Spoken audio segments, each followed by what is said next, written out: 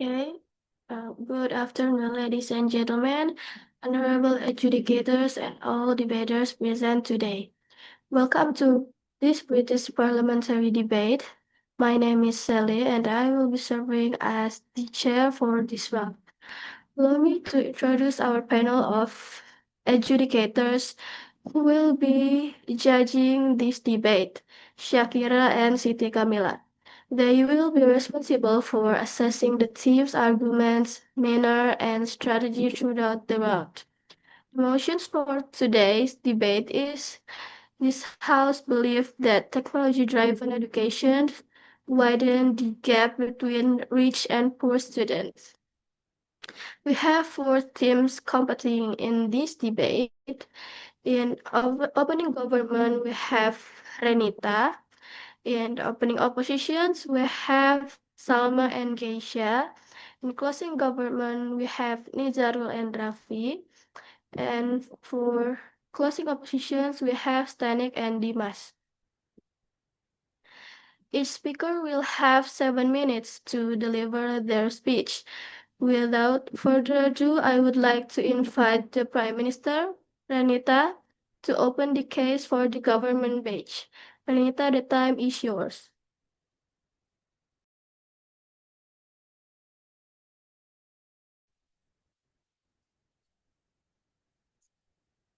Good afternoon, Honorable Judge, respected opponents, and everyone here. As the opening government, we strongly believe that technology-driven education widens the gap between rich and poor students. Definition and context. Technology-driven education means learning that depends heavily on digital tools, such as online platforms, gadgets, and internet access. We are not against technology itself, but we believe it increases inequality between rich and poor students, and unequal access to device and internet. Rich students can afford laptop, Wi-Fi, and quite study spaces. For students often share device, use mobile data or like a stable internet.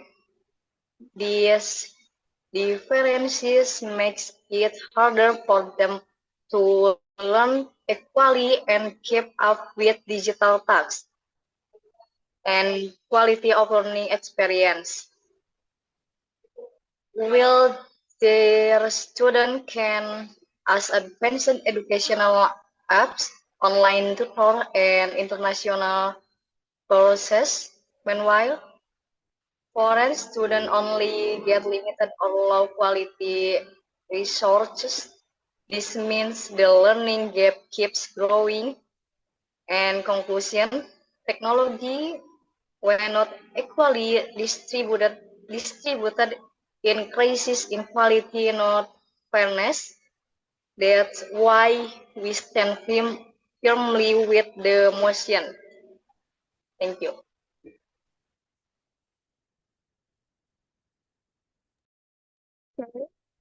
Thank you, Ranita, for your speech. Now, to continue the debate, leader of oppositions, Salma, the time is yours. Okay. As the leader of opposition, I strongly disagree with the motion that technology-driven education widen the gap between rich and poor students. Instead, I believe that technology, when properly supported and made accessible, serve as a powerful equalizer and provide greater educational opportunities for all learners. According to UNESCO 2023, global initiatives such as open access platform, free online courses, and digital literacy programs have significantly expanded learning access to marginalized communities.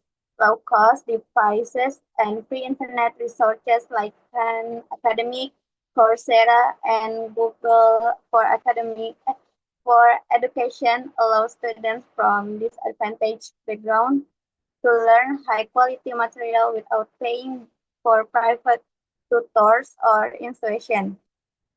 This evidence shows that technology democratizes knowledge, unlike traditional education where access is limited by geography, infrastructure, or financial ability. Digital education allows students to learn anytime and anywhere.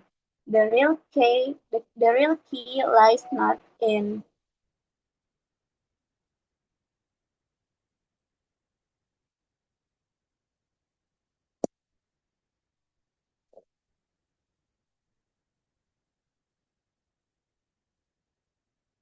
The real key lies not in technology itself, but in how government and institutions implement it equitably. The Prime Minister argues that technology increases inequality because rich students have better devices and internet access. However, this argument overlooks the growing number of government and NGO initiatives that aim to close the digital divide. In many developing countries, public schools now provide, provide community Wi-Fi, shared computer labs, and digital literacy training. Furthermore, technology scalability means once infrastructure is in place, millions can benefit, unlike traditional systems that favor those who can afford private schooling.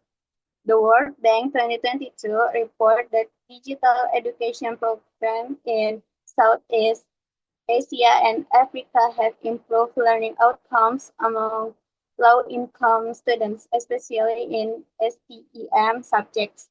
Technology allows teachers to personalize instruction and give equal opportunities for practice and feedback, regardless of student background.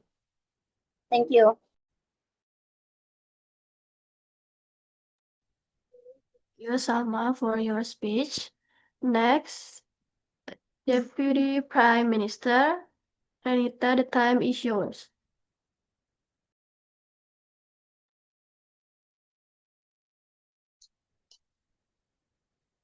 Thank you. The opposition might say technology helps everyone learn, but in reality, it only helps those who already have access. For students, it becomes a barrier, not a solution. Digital literacy gap. Like students grow up using technology daily, while for students may struggle to even operate digital tools. This makes them so less confident and easily left behind in text-based learning environment. Mental and emotional inequality.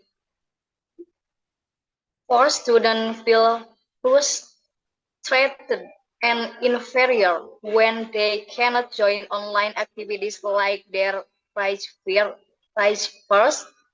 This damage motivation and confidence, leading to lower achievement.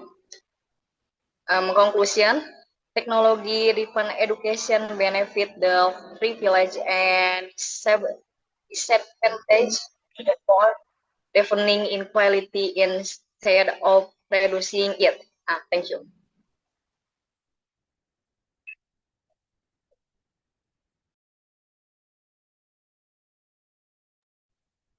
Thank you, Renita, for your speech. Next, Deputy Leader of Opposition, Keisha, the time is yours.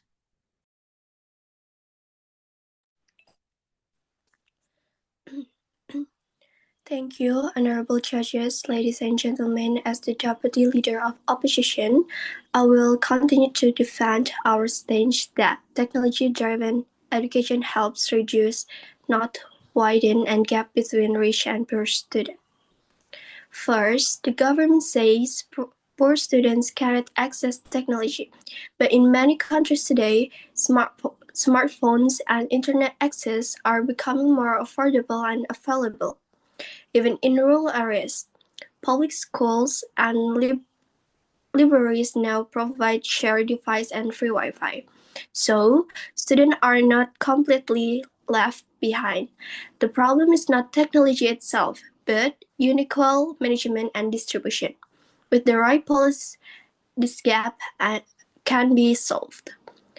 Second, the government argues that rich students have better digital literacy. Yes, that might be true at first, but the more schools include technology in the classroom, the faster all students learn to use it. Digital literacy is not an inherent skill, it is a teachable one. Therefore, technology actually gives poor students the chance to catch up, not to fall behind. Finally, the claim poor students feel inferior and unmotivated, but we believe the opposite can also happen. When poor students gain access to online platforms, they can see successful people from similar backgrounds who achieve their dreams through free online learning. This can motivate them even more to study and improve. And flexibility and opportunity. Technology-driven education gives flexibility that traditional system could never offer. Many poor students must work part-time or live far from good school. With online classes, they can study anytime, anywhere, without the cost of transport or expensive materials. This system especially helps students in rural or remote areas, giving them access to teachers and courses that were previously unavailable. And the third skill, preparation for the future. Let us look at the future job market. Almost all modern jobs require digital skills from basic computer use to online communication and data handling. If we avoid technology in education, poor students will be left behind when they enter the workforce. Instead, by learning through technology, they gain valuable expensive that prepares them for real world challenges. So, technology-driven education is not a barrier; it is a bridge to employment and success. Technology also connects students across different backgrounds through online forums, group projects, and virtual classrooms. Students can work together globally. Poor students can exchange ideas, practice English, and learn from others around the world, all for free. This builds confidence, global awareness, and new perspective that traditional classroom often cannot provide. To conclude, honorable judges, technology is not the problem. Inequality is when managed with inclusive policies and creativity. Technology-driven education create opportunities for everyone. It gives access, flexibility, skills, and global connection that empower poor students to rise above their limits. Therefore, with the opening opposition, strongly believe that technology-driven education narrows, not widens, the gap between rich and poor students. Thank you. Okay, thank you, Geisha, for your speech. Now, for the member of government, Rizar, the time is yours.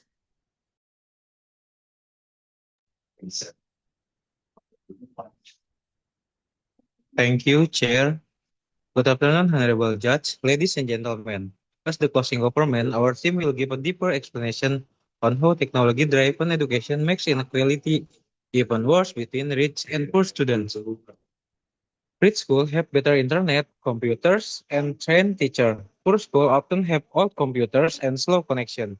So even if both use technology, the quality is very different. This so the technology help those who already have more, not those who need help.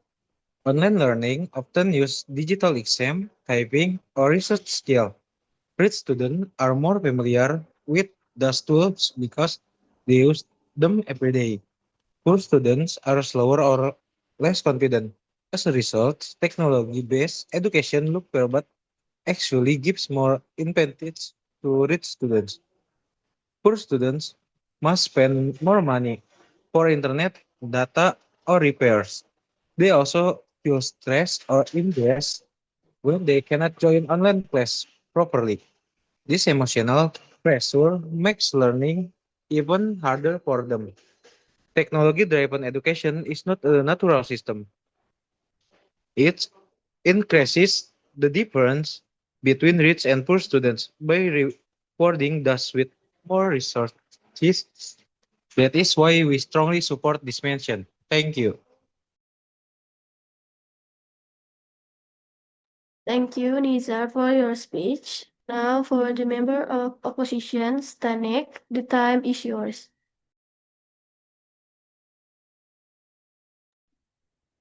Thank you, Chair, and good afternoon, everyone. I'm the member of opposition, and I stand strongly against the motion. First of all, I want to share my opinion about this motion. First, technology as an equalizer, not a divider. The proposition assumes that access to technology is exclusive to the rich. This assumption ignores the global trend is increasing affordability and accessibility of digital tools. Today, many government and NGO provide free online learning platform and low-cost devices to underprivileged students. From Google Classroom in rural school to Indonesia, Merdeka Belajar Initiative. Technology therefore reduce inequality by allowing more students, regardless of background, to access quality education that was once limited to urban or elite school. Second, skill over position of device. The real determinant of educational success is not who owns better gadgets, but who can use technology effectively. Digital literacy programs and communities learning centers empower students from disadvantaged background to acquire the same technological competence as wealthier peers. Hence, the gap the proposition fears is not a product of technology itself, but of the poor implementation, a policy issue, not an inherent flaw of teach-driven learning. And last, democratization of knowledge. Before digital education, learning resources were confined to expensive textbooks and private tutors. Now, platforms like Coursera, Khan Academy, and open access journal make top-tier educational content free for anyone with an internet connection. Technology, therefore, dismantles the monopoly of knowledge traditionally held by the wealthy and bring it to the masses. So, in the conclusion, Honorable Chair and respect these judges, the motion oversimplifies that issue by blaming technology for inequality that stem from borders, socioeconomic structure. Technology-driven education, when implemented inclusively, is not a force of division. It is a bridge toward equal opportunity. Thank you. Okay, thank you, Stanek, for your speech. Now, for the government whip, roughly, the time is yours. Thank you for the chair, Honorable Judge. As the government whip, I will summarize why our side wins this debate. First, access versus opportunity. The opposition said technology gives opportunity, but opportunity means nothing without access. Poor students cannot use that they cannot afford. No laptop, no Wi-Fi, no benefit. So real inequality starts there. Second, policy versus reality. Yes, there are programs that try to help poor students, but these programs are small and not available everywhere. In many reals, poor students are still live benefit, while rich students move faster with, with better tools. Third, long-term impact. As schools use more technology, rich students keep improve faster. Poor students keep strongly. This creates a long-term gap that continue to job and future success. In conclusion, technology-driven education helps the rich more than poor. It sounds fair, but in reality it makes the gap bigger.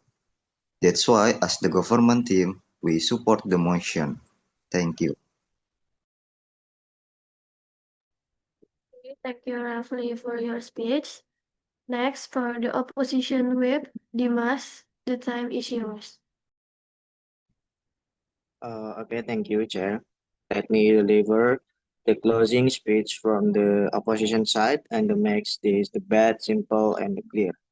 This debate is not just about the weather technology, because the problem today, but whether it keeps making the gap bigger between rich and the poor student.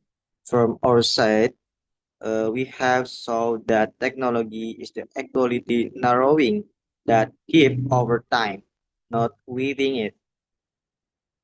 Okay, it's true that some students still struggle with the access today, but technology keeps developing and becoming cheaper and more affordable. We can already see this in how affordable smartphone, public Wi-Fi, and online research are spreading even to rural areas. What looks like inequality today is only temporary because progress moves fast. Technology is a bridge toward equality, not a barrier that the parent student. It's not only about who has more device. It's about how people use what they have. Even with one simple phone, a student can learn from YouTube, take free online courses, or download material offline. Technology gives people the power to learn independently without needing expensive facility. So the real defendants lies in the creativity and the motivation, not in money. Our side believe technology improves students. It helps them join global communities, learning new skill and build confidence. They can find mentors, share ideas and even participate in international projects all from their homes. Think kind of opportunity was impossible before technology exists. It shows that technology gives students more control over their own education. What we see now is not permanent gift. It's a transpersonal period. As access improves and answerness grow, more students from very background can enjoy the same opportunities. Blaming technology for inequality in growness how much it has already helped millions of learners across the world. In conclusion, to sum up, technology-driven education does not make inequality worse. It helps to close the distance between rich and the poor student. It opens the doors, build confidence, and give every student the chance to grow. That's why we, the opposition, proudly stand against the mention. Thank you. Thank you, Dimas, for your speech. And thank you to all speakers for your insightful speeches. That concludes the debate for the motions. This House believes that technology-driven education widen the gap between rich and poor students. We will now give the adjudicators a few moments to deliberate and decide the result.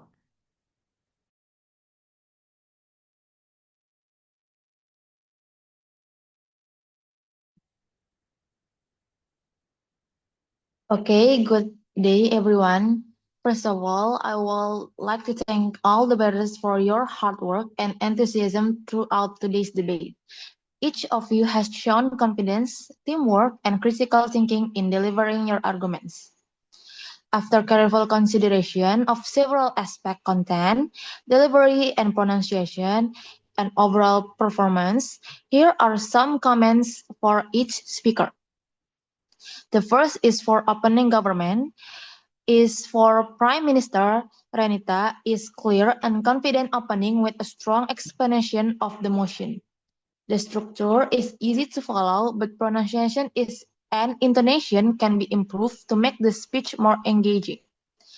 Next is Deputy Prime Minister Renita, good speech and logical delivery. The explanation supports the Prime Minister point well, but pronunciation needs to be clearer in some parts. Next, there is team opening opposition and leader of opposition, Salma, strong rebuttal and confident stance against the motion. The argument is relevant, but pronunciation and pacing could be smoother. And next is deputy leader of opposition, Geisha, clear and organized speech with a logical flow, but pronunciation and fluency are good, but intonation can be more expressive to emphasize key points. Next, there is team closing government, and for member of government, Nizarul, the deliver showed confidence and good understanding of the motion. However, there were a few words that were not clearly heard. You need to speak louder and make your voice stronger so that the audience can follow your speech better. Next, there is government whip, roughly, great summary of the government's case with a calm tone. However, intonation and pronunciation could be more consistent to strengthen the conclusion. And the last, there is team closing opposition. Member of opposition, Stanik, strong and passionate delivery with clear reasoning.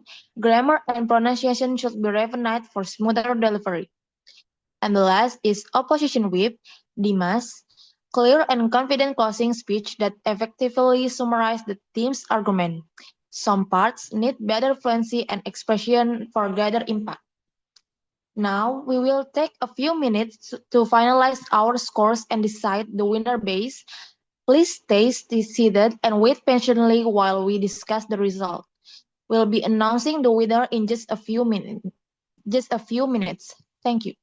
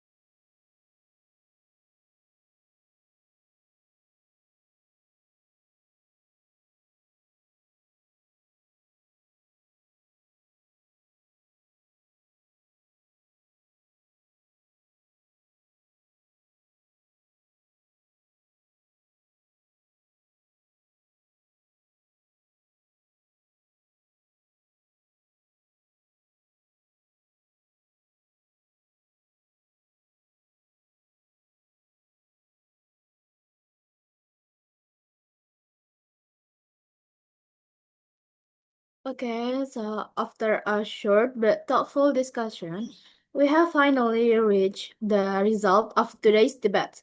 First of all, let me say that every team has shown amazing confidence, teamwork, and strong critical thinking through the round, and it was truly enjoyable to watch how each of you built and advance your ideas. No matter what the results are, all of us, the winner is your own way because you've learned, grown, and challenged yourself through this competition. Now it's time, the moment you've been waiting for. Let's announce the result. In the first place, goes to opening opposition, and second place is opening government, and third place is closing government, and fourth place is closing opposition. Congratulations to all the team for your hard work and outstanding performance today. We hope you keep debating and keep improving and keep having fun and everyone you join. Thank you.